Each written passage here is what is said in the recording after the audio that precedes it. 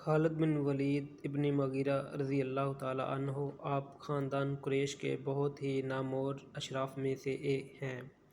ان کی والدہ حضرت بی بی لبابہ صغیرہ رضی اللہ تعالیٰ عنہا ام المومنین حضرت بی بی میمونہ رضی اللہ تعالیٰ عنہا کی بہن تھی۔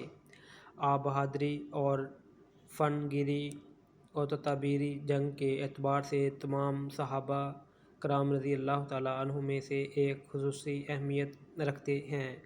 اسلام قبول کرنے سے پہلے ان کی اور ان کے باپ ولید کی اسلام دشمنی مشہور تھی۔ جنگ بدر اور جنگ احد کی لڑائیوں میں یہ کفار کے ساتھ رہے اور ان سے مسلمانوں کو بہت زیادہ جانی نقصان پہنچا، مگر ناگہاں ان کے دل میں اسلام کی صداقت کا ایسا آفتاب طلوع ہو گیا کہ 7 ہجری میں یہ خود بخود مکہ سے مدینہ جا کر دربار رسالت میں حاضر ہو گئے اور دامن اسلام میں آ گئے اور یہ عہد کر لیا کہ اب زندگی بھر میری تلوار کفار سے لڑنے کے لیے بے نیام رہے گی۔ چنانچہ اس کے بعد ہر جنگ میں انتہائی مجاہدانہ جاہ و جلال کے ساتھ کفار کے مقابلے میں شمشیریں باکف رہے، یہاں تک کہ 8 ہجری میں جنگ موتا میں جب حضرت زید بن حارثہ، حضرت جعفر بن ابی طالب اور حضرت عبداللہ بن رواحہ رضی اللہ تعالیٰ عنہ تینوں سپہ سالاروں نے یکے بعد دیگر جام شہادت نوش کر لیا تو اسلامی فوج نے ان کو اپنا سپہ سالار منتخب کیا اور انہوں نے ایسی جاں بازی کے ساتھ جنگ کی کہ مسلمانوں کی فتح مبین ہو گئی۔ اور اسی موقع پر جب کہ یہ جنگ میں مصروف تھے، حضور اکرم صلی اللہ علیہ وآلہ وسلم نے مدینہ منورہ میں صحابہ رضی اللہ تعالیٰ عنہ کی ایک جماعت کے سامنے ان کو سیف اللہ، اللہ کی تلوار کے خطاب سے سرفراز فرمایا۔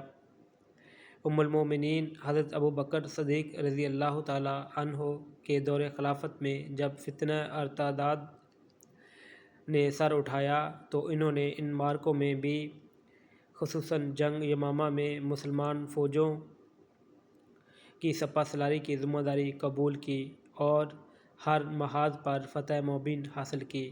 پھر امیر المومنین حضرت عمر رضی اللہ تعالیٰ عنہ کی خلافت کے دوران رومیوں کی جنگوں میں بھی انہوں نے اسلامی فوجوں کی کمان سنبھالی اور زیادہ فتوحات حاصل ہوئیں۔ 22 ہجری میں چند دن بیمار رہ کر وفات پائی۔ موتا کی جنگ کے دوران خالد بن ولید نے باطنیوں کے خلاف مسلم فوجوں کی قیادت کی اور انہوں نے 629 اور 630 میں مکہ کی مسلمانوں کی فتح اور 630 میں حنین کی جنگ کے دوران مسلم فوج کے تحت بدیوں کی قیادت کی۔ رسول اکرم صلی اللہ علیہ وآلہ وسلم کی وفات کے بعد خالد بن ولید کو نجد اور یمامہ میں مقرر کیا گیا تھا تاکہ ان عرب قبائل کو دبایا جائے جو نوزائیدہ مسلم ریاست کے مخالف تھے۔ اس مہم کا اختتام بالترتیب 632 میں جنگ بزقہ اور 633 میں یمامہ کی جنگ میں عربی باغی رہنماؤں طلحہ بن خلید اور مسلمہ کذاب پر خالد بن ولید کی فتح پر ہوا۔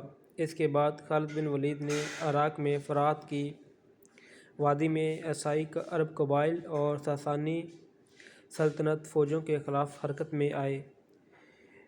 انہیں ابوبکر نے شام میں مسلم فوجوں کی کمان کرنے کے لیے دوبارہ تفویض کیا تھا۔ جنگ عدنان، جنگ فحل 634 یا 635، محاصرہ دمشق اور جنگ یرموک 636 ہجری میں خالد بن ولید کی قیادت میں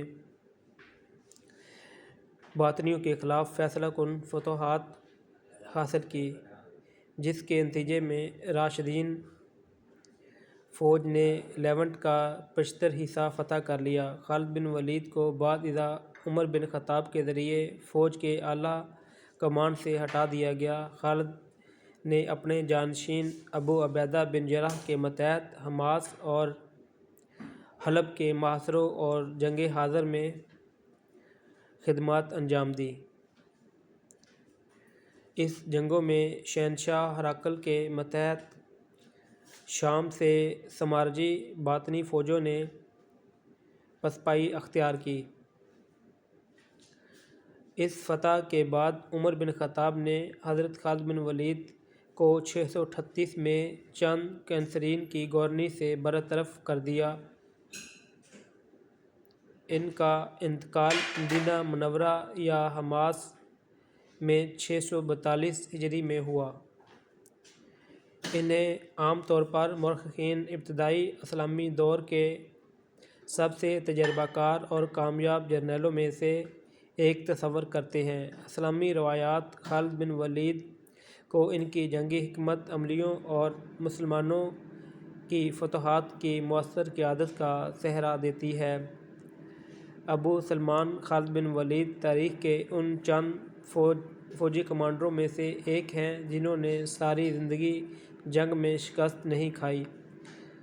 خالد باطنی رومی سلطنت، فارسی ساسانی سلطنت اور ان کے اتحادیوں کے اعلیٰ افواج کے خلاف 100 سے زیادہ لڑائیوں میں ناقابل شکست رہے۔